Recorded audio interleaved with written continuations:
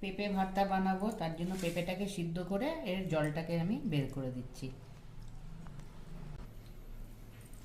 যদি আপনি স্বাস্থ্যর কথা ভাবেন তাহলে আমি দেখাচ্ছি, যদি স্বাস্থ্যর কথা ভাবতে হয় তাহলে আমি শুধু পেঁপেটাকে কেরম করে মাখছি দেখুন। এর মধ্যে আমি শুধু একটু নুন দেবো আর একটু কাঁচা সর্ষের তেল দেবো। এই একটু নুন দিয়ে দিলাম আর একটু কাঁচা সর্ষের তেল দেবো,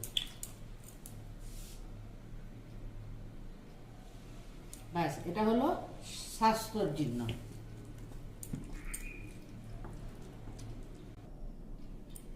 এটা হয়ে গেল।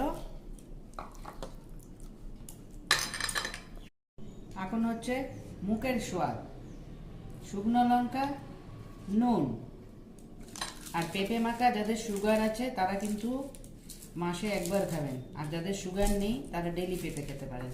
এই যে নুনটা মেখে নিলাম আর দিয়ে দিচ্ছি একটুখানি ধনে পাতা। এটা হচ্ছে মুখরুচি। এটা দিয়েও ভাত তো বুঝতেই পারছেন কিরম লাগবে। দেখুন আমি মাখছি কেমন দেখতে লাগছে, দেখেছেন? তাহলে দেখুন আমার দু রকমের পেঁপে মাখা একদম রেডি খাওয়ার জন্য। ঠিক আছে, একটা ঝাল আর একটা নর্মাল। এটা হচ্ছে আমার হাজবেন্ড আর আমার মা খাবে, আর এটা শুধু আমি খাবো গরম ভাতে।